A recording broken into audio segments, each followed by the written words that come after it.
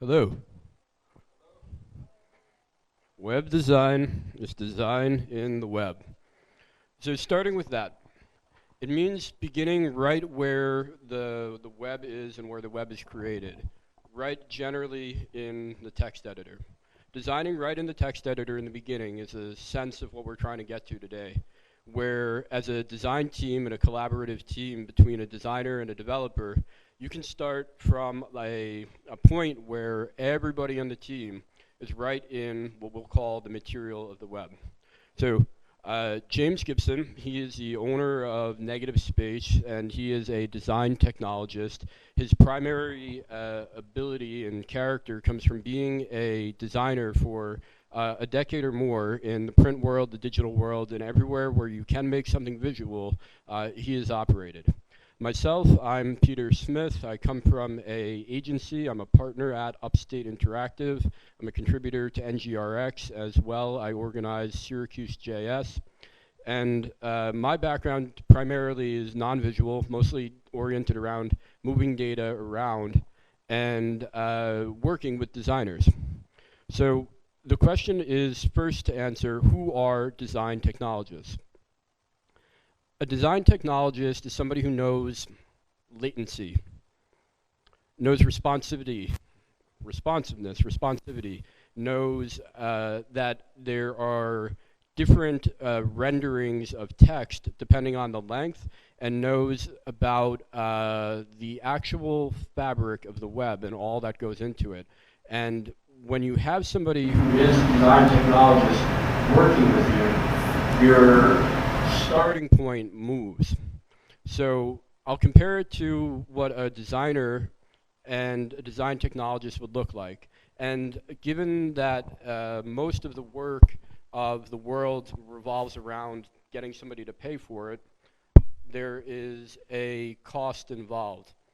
And so we'll talk about Sketch. It's the most popular design for the web static tool around today. And using it not to say that Sketch is anything other than good, which it really is about the best out there, but just to use it as a way to compare two different approaches of working.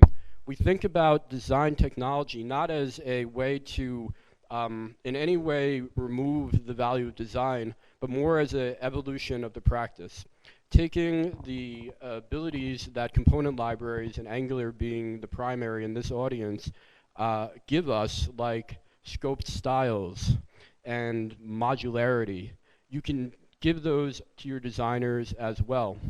So if you took two designers, both being paid 100 an hour, both given 100 hours, you would end up with the same price. What you would get in the end of that designer's work, in the case of a designer, is a sketch file. And with a design technologist, you'd be getting an Angular output. Your sketch file would be great, and you could also put it into something like InVision, and you give your client or your boss or whoever is your stakeholder mock-ups that get a good idea for what the visual intent is, and even with the interactive tools, they'd get an idea to move through it.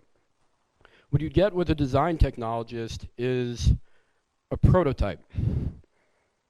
Think through the ending point. And the end of the project is working in the web. Either way, either place you start from, if you're going to Angular, your final product's going to be in Angular. So with that in mind, there's a way to think through designing to start in Angular. And that's what we're going to go through here today. What we talk about is how do we collaborate together. And it can be hard if you're using two different tool sets, but it's much simpler when you're using the same tool sets. And given that we're going to end in Angular, it makes a lot of sense for a designer to start there. So design technologist is going to start in Angular. And what we would do, and James and I go through this process, is start with the data model. So what I'm showing you here is where this app is going to start today. It's going to start with just some static JSON. This is JSON for beer, and the details of it matter in this application. And as a general and broader concept, if you, a developer for Angular, and your designer can talk through what are the key bits of data that this thing needs to show, you can start working in parallel. As a developer, you can put together some back-end work. If you're doing Angular and you want to use NGRX data, you can do that. And so that's what we did. NGRX 8 is out. NGRX data is available. It's a simple way to build out production-ready pipelines of data in your application when they are modeled. And that's what we did. So the app starts there, and then we go forward, and we'll see now what it looks like to start designing with web design as being designed in the web.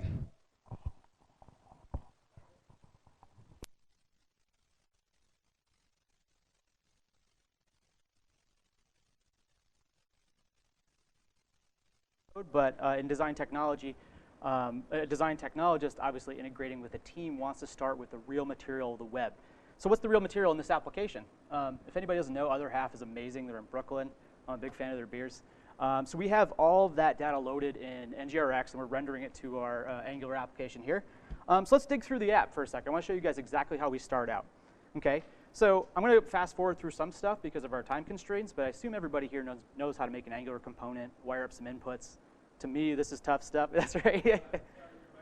Oh, it's not on. Oh, it's not. The sound's not working here. Yeah. They can't hear us. Yep. Is that a? Yeah. Everybody on YouTube is going to be great. Ah, there we go. Is that better? Awesome. Okay. So again, to reiterate really quickly, we just have an Angular application where we have real data. We're not working with lorem ipsum here, guys. So we have real data that's populating from NGRX store. Rendering it to our Angular application. And again, these are beers that are available, at least as of this morning, over in Brooklyn at the brewery. Other Half, I'm a huge fan. So, okay, so this is actually how I start as a design technology. Give me real data. And again, because of the time constraints, I'm going to kind of move forward through component creation, wiring up inputs and stuff like that. I assume you all know how to do that. This is a developer audience. So one of the first things I would do is actually create a component. So I'm just going to comment out this model. We're going to create a component called app beer card.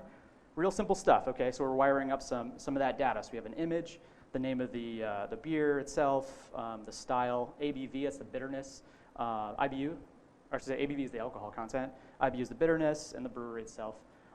So again, just basic data. If you actually browse through the application, you can see in the components, we do have that beer card. That's actually the app beer card that's rendering. So you can see the markup itself. Again, I'm not going to go into this too much. Simple, dumb component. And then if we go into the style, there's a couple of things I want to point out. So in most Angular applications, you're going to have a couple of Sas variables that you're going to use throughout that component. I'm going to put those all in one file for presentation purposes. In a real Angular application, we would move all these variables inside each component Sas file. Just want to point that out. So if you see all these card components, that's all that stuff. Okay? So let's take a look at the Sas architecture itself of the application. So we go down to our traditional style CSS file, right here, styles. And I'm going to point out one of the first couple things I do. One of the things is I strip out all the browser defaults, and I use this really great reset called dstyle. And we're going to post a GitHub link after this presentation, so if you guys want to see all this stuff. Removes every bit of style. Second bit, I'm going to create a utilities file, and this is where we're going to spend most of our time during the demo. So I'm going to talk you guys through that. And then the third bit, again, just add some basic default style, 16 pixel font. We're going to set the size to 1 rem. And again, those same variables that would normally be in components, I'm actually just separating. I'm going to show you guys how that works. Okay, so first thing, let's actually see those variables. We have this file called design blank. There's all of our variables I was talking about, right? They're empty. They're all CSS initial, okay? So if you notice, they all relate to things that would be Angular components, right? We have the body. This would be like your main app component. We have a header. That would be a separate header component. The layout itself, so the main layout, or maybe a view file in your application, and then the card itself, right? So we have a couple of variables that determine the style of this. Okay, so how do we create a system that we can scale the design throughout an entire application quickly and iteratively right in the browser? Has anybody here ever heard the term design systems? Raise your hand. Awesome. It's pretty hot right now. So actually, we're going to create a mini design system. I'm going to walk you guys through it, okay? So and this is going to be, again, completely for our Angular application. So I had that utilities file, okay? I'm going to walk you guys through exactly what this utility files does, and we're going to create design tokens, which are the smallest bits of information in design that allows us to scale design across our entire Angular application, Okay, so we're going to go real deep on that file. But the first file I want to point out is there's a couple really useful things I needed as a designer. Functions in Sas. I don't know if you guys knew that. Sas actually does functions just like JavaScript.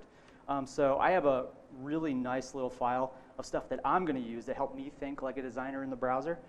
So let's go through those really quickly. Okay, and I'm not going to go too much into these. Again, this will be on our GitHub. I assume you guys know how to write functions. It's just Sas syntax. But they're really cool, and I encourage you to steal them. So this is just a pixel to Rem converter. Again, because we're designing for responsive, high-density screens, low-density screens, we want to be working in Rem units. So that's a great little function in Sas where I can think in pixels, but then have it rendered in Rems, which is kind of nice. I have something that I use to create what's called baseline scale. This is something that's a foundational bit of graphic design, and you might have heard the term 8-point grid before. Materials, big advocate of it. In this case, I'm actually using a 4-point version. If you look at materials guidelines, they talk about a 4-point version for typography and small elements. Okay, we're going to use that to create vertical structure. And again, I have a really cool plugin for Chrome I'm going to share afterwards. It's called Baseliner, so we can actually render that grid right to the screen, which is pretty dope. So we can just go ahead and play with our elements live in the browser. And the last bit, this is from IBM's Carbon design system. It's a really, really cool set of functions. And what they do is they use this algorithm right here and a map that allows us to create with one function. If I say type scale 1, that's 12 points. Right? And so on and so forth. And it has this massive type scale. Again, I'll post a link to that. You're going to see exactly what that allows me to do. I don't have to think in pixels. I just pick either small and start incrementing that type scale up to get bigger and bigger type that's all rational and perfectly sized and aligns to the 8-point grid, which is really awesome. So it takes a lot of that math out of the equation. Kind of like how I do in Sketch, just play and poke and move stuff around. Okay, so that's the functions file. Here's the meat and potatoes. Okay, so design tokens. So here's what design tokens are. The smallest bit of information about an application, okay? Tiniest bit, or actually about a design, right? Typography. We have fonts, the weights, semantic versions of that. You notice I'm not using H1, H2, H3, H4, right? We have a big Angular application. This might be huge with like 200 components, right? We don't want to style generic HTML. We want to have reusable things that when I say title, every developer in this room knows what I'm talking about. Okay, when I say a caption, you all know what I'm talking about. So we can expand this to a development team and scale design in a very natural, communicative way. Spacing, okay, we're going to talk about that in a sec. They're all in t-shirt sizes, if you notice, no pixels. Colors, we have a color scale, radius, and box shadow. Using these simple atomic ingredients, you can scale almost any design, okay? So how do we visualize this? We're going to go back to our main Angular application, which our component's right there, and I actually created a component called App Design System. So we're going to uncomment that, and we're going to get, you can see, can everybody see that fine? I know it's a little small. It's a little ugly. Just plain Jane HTML. If you remember, I stripped all the style out. Okay, we're going to use that to visualize the application of design tokens. Okay, so let's open the design tokens file. And I do have a cheat sheet, by the way, so I'm going to refer to that. But I'm going to talk you guys through exactly how my process works. Okay, so the first thing we're going to do is we're going to establish two type families, so serif and sans serif. I'm in the middle of the design process, and I'm working with my client. We haven't decided if we're going to go, you know, serif typeface, maybe a little more sophisticated, or sans serif, a little more modern. That's going to come as part of the design process. Okay. So you see, I have sans serif and serif. We're going to do real quick. Again, I have my cheat sheet. We're just going to copy. These are two font stacks. Okay, system font stacks. So we're essentially saying, give us the best font available in Windows, Mac, Linux. For sans serif, and then for serif, same deal. You guys might have seen this before, but now I have a great font stack I can use. What about font weights? Okay, same deal. I don't want to type in font weight bold or font weight, you know, a numerical value. I'd rather have tokens that designers and developers can use together to identify stuff. So we're going to use these. So we're going to say, you know, 400. This one's going to be 700, and this one's going to be 300. Okay. Now, why do I put variables against these, right? What font am I going to use? I might use some really chunky font where maybe the normal weight I want to be like 700 and the bold I want to be 900. If you go to Google Fonts, look at some of the really decorative, a lot of style fonts. We might not want to map them one-to-one. Okay, so this allows us to give flexibility in our typography weights. Okay, so if I save all those, you can see over here. So now we have a sans serif font, we have a serif font. There's our font weights. Okay, I know the spacing's weird. We're going to get to that. But again, the most important thing in web design, first most important token is type. Okay, So now we have all of our semantic, and these go from pretty much large to small, meaningful mix-ins. So we're going to use these across the application. So we have large title, headline, subline, data point. Material design has a very similar naming conventions, what they recommend for you building your applications. Apple's human interface guidelines has something very similar if you ever develop an iOS app, if anybody's done that here. Swift UI has that built in. So this is very similar to what you would see in a lot of these ways to design in these design languages. And again, I'm going to fast forward real quick. I'm not going to type them all out, but what I want to show you is look at those functions I made, right? Type scale 8. So if I wanted something to go up or down, I would just change the value. If it's too big, I'm going to knock it down one value. If that's too big, I'm going to knock it down one value because we have this great type scale we can play with. Line height, same deal. I have that great mix-in that helps us with line height, how tall the lines of type are. Okay? And then there's our weight variables, right? See, I want my large titles to be really light. Okay, so I'm going to copy all these mix-ins. Okay? If I had a little more time, I'd probably type through these with you guys, but let's just show you how that works. Okay, so again, in our, whoop, did I miss something here? And 1 second. We're missing a caption. Yep. There it is. I forgot something. Okay. So let's go back to our design tokens file, paste that in. All right. So you can see, nothing really fancy yet, right? All I have is essentially sizes, right, and weights. So there they are, large title, headline, subheadline, data point, caption. Okay. We haven't done much there, but essentially now I have a named system where I can use stuff. And again, I know it's hard to see. We're going to get to that in a second. Okay, what's the second most important thing? Space. Okay. Again, some of you have heard of the eight-point grid. We're going to use the principles of the 8-point grid to create a spacing system that we can use throughout our application. So this goes for paddings, for margins. You can use these values for other things. So let's start with the most average bit, medium, right? If you remember when I started the application, our base size was 16 pixels, right? So 1 rem is going to give us the equivalent of 16 points, okay? And if we scroll down, I have a little bit of style there. We have a 16 by 16 square, right? So I can use that for padding values or margin values. So just like I did before, just going to copy all those. And again, these will be on GitHub, so you can reference exactly the thinking behind all of these and the equivalent pixel values. Okay. Now I have a spacing system. If you notice, they're all aligning to the 8-point grid, right? 8, 4, 2, and it scales up proportionally in the other direction, right? So if a developer and I, like Peter and I, work on an application, we're like, oh, the spacing's a little too tight. If it's medium, let's bump it up to large. That looks good, right? We can communicate. We don't have to talk about pixels. I don't have to send a sketch file. We just play right in the browser. Okay, so there's our tokens. And if you notice, now that I've applied the tokens, my design system's opening up. Now I have spacing that's all in play, right? All these tokens have already been wired in. All right, so that's space. Next is color. Okay. How many people here just use hex colors for their designs in CSS? Okay, not a lot of people write CSS.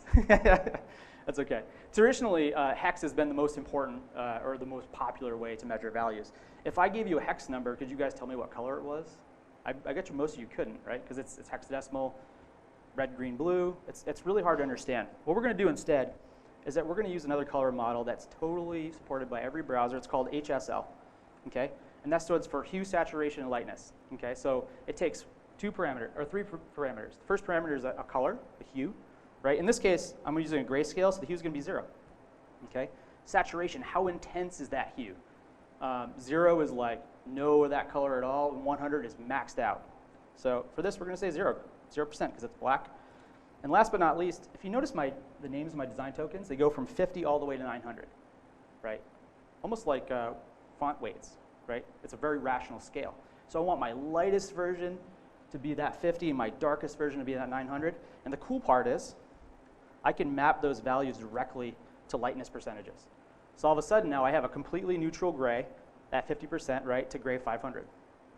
We're going to do the same thing for our brand color. So in this application, we're just going to pretend our client likes this kind of tealy green, okay? So we would go through that exact same process and create a color scale. So let me show you what that looks like. So here's our grayscale.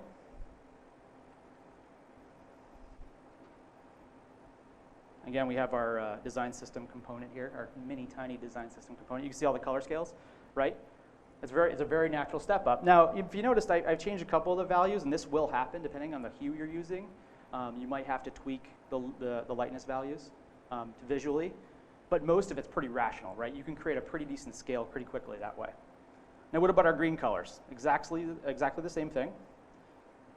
Now, this one, you're going to notice the process to create those values is a little different. I have a link in GitHub to a tool that Lyft actually uses to create scale. As we decrease saturation, if a color gets lighter and lighter and lighter, or I should say the lightness, if the lightness gets lighter and lighter, it loses saturation, loses some punch.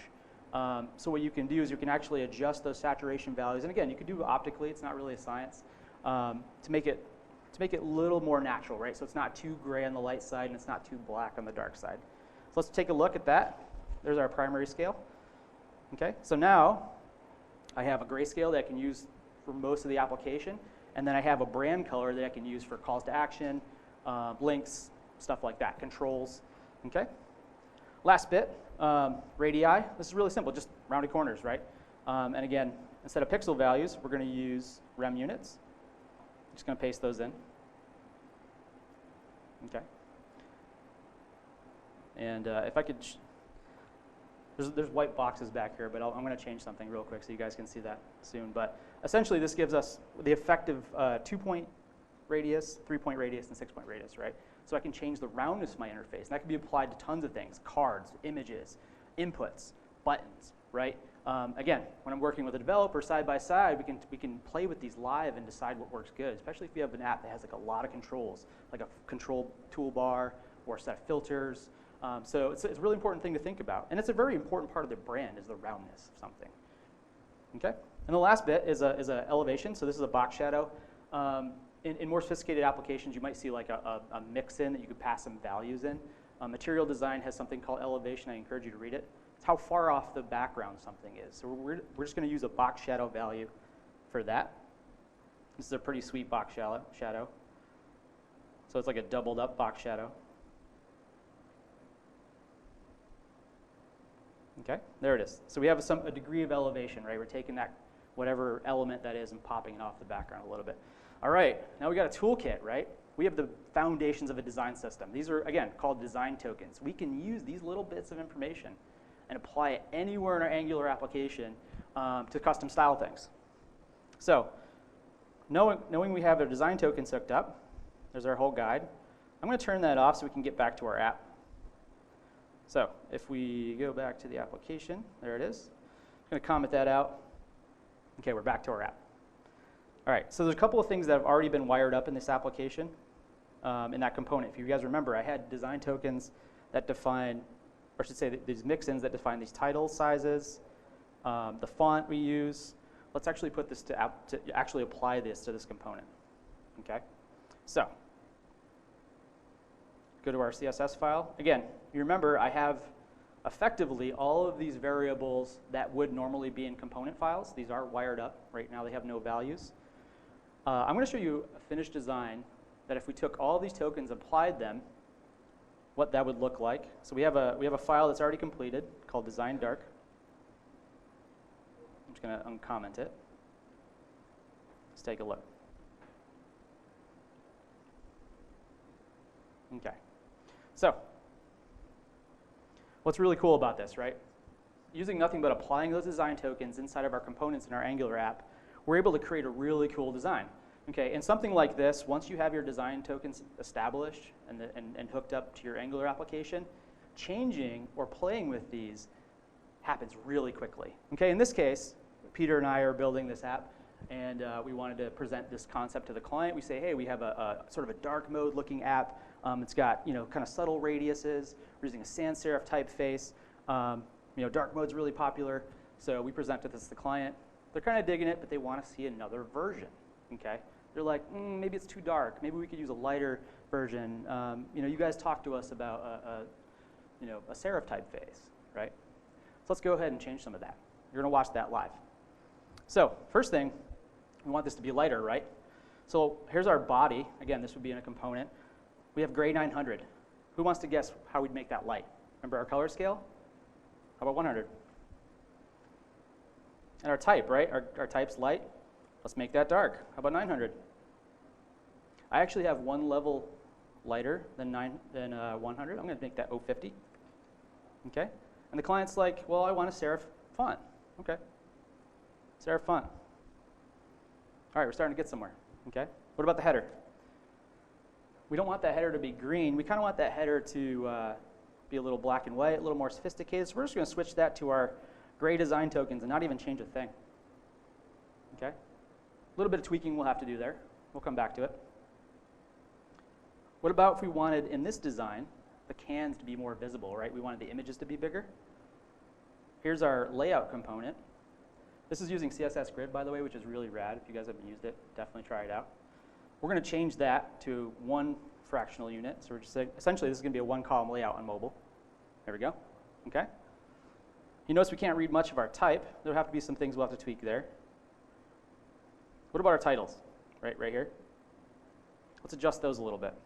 So if you notice, the cans to go is kind of squashed up next to other half brewing. And this is using that large title mix-in. Let's make it a little bigger. Let's go real big. 10, yeah, that's what I'm talking about. And we want to give that line a little bit more space. If I turn the background pink, right, you can see how tall that line is. Yeah, it's kind of weird looking, right? I know I did the same thing. Just adjust the baseline scale. Again, any developer could do this. We could just tweak it. We could just talk. I can sit next to the dev who's working on the back end. We can talk, be like, oh, what do you think this? Oh, maybe a little higher, a little smaller. Okay, cool. Comment that back out. Great. Looks good. How about a little more style? Let's make it this italic. Now we're talking, right? So again, we can go through and tweak all of these things. Our cards themselves, we can't really read the beer names. Let's go ahead and change some stuff there. So we're going to make that card color. Let's make that 900. We can bump up that subtle color a little bit to 700. We can leave that one at 600. That's fine. How about our brand color there? It's a little washed out, right? See the Imperial IPA, those data points? Same deal. Darken that up a little bit. Looks good. It's kind of small, like the ABV IBU. Can't really read it. Let's bump that up. So we have a mix-in called data point. Same deal. Hopefully you guys see where I'm going with this. All right? Go even bigger. The last thing I want to point out, and this is important for any of you who go on to read about the 8-point grid, this is the magic right here. So if you look at the application itself, everything we built locks up to that 8-point grid. Our headlines, every component, everything locks perfectly clean. Okay? There's no real needed to go into a design application and measure stuff, make a red line, right? By using these tools, we can create a really powerful design. So like a baking show, I'm going to do a little bit, and we're going to take the magically done one out of the oven. You guys have seen how those are done. So I actually have a design light just to show you what this would look like once it's finished. So let's go and see that. Here it is. Okay. There we go. So there's our application. A couple tweaks. Again, this is kind of how I would take it. But again, you saw how quickly I was making those design changes. We could make this design in 15 minutes with everybody in this room, right? Once our architecture is actually set up. Okay. Now you have to know a little bit about design. Of course, I'm a designer. But this empowers a lot of developers to come in and play, and we can speak the same language. We can talk the same. We don't have to use one piece of software and use another piece of software, right? We can sit together and create an awesome application. And just for a little bit extra fun, we did include a media query for desktop. Looks pretty dope. And how about we go back to that dark mode just to see what that looks like on there. Oh. It's pretty. Oh. Refresh that. Oh, hang on one second. Design dark. Oh, that's right, we were playing with it, right? That's okay. And the last bit's really icing on the cake, okay? You notice one thing I didn't do? I didn't add a web font. Okay, another really cool plugin. Again, it's going to be on our GitHub. This thing called, it's called Font Finder or Font Friend. I forget exactly what it's called. Font Swap, that's what it's called. So let's go ahead and apply a Google font. Let's do something like really weird. Let's see. We'll do let's do a serif typeface. Just see how this works, right? And again, because we've already set up all of our design tokens, look at that. That's pretty cool, right? We've already set up our design tokens. We set up a rational scale. We have mix-ins that we can reuse. You can see I can change this design super quick. Maybe the client likes this theme, but they want it to use a sans serif typeface. Let's do it. If you haven't, Barlow's a really awesome sans serif typeface, by the way. Totally encourage you to use it. Let's give that a shot. And let's go super bold, like really bold, really italic. Look at that. Character of the design totally changes, and I can do it in 2 seconds and show the client in 2 seconds. I can sit next to my dev who's building the Angular backend. We can sit there and iterate back and forth really quickly. So that's a crash course in our mini design system and building an application. And as you guys can see, we can design directly in the web. If we had more time, I'd walk you through the entire process. But that's web design. It's design in the web.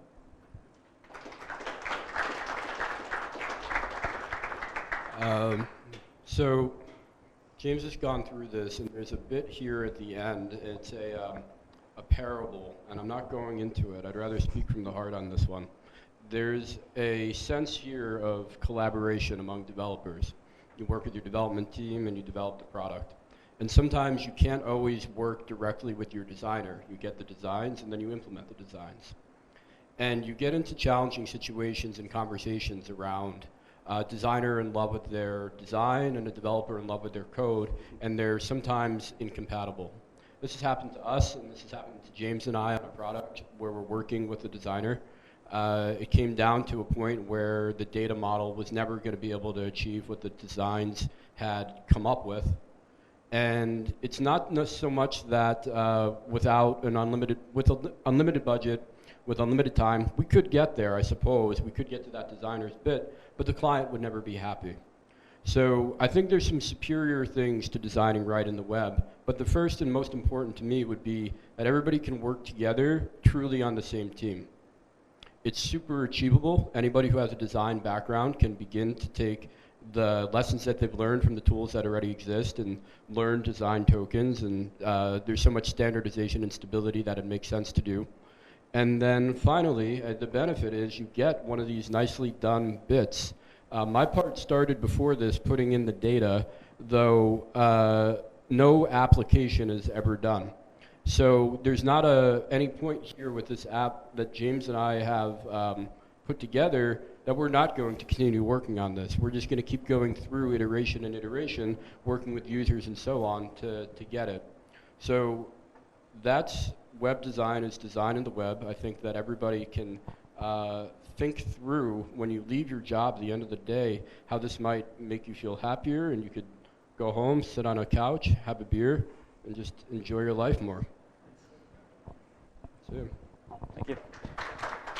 thank you. Oh, thank you so much.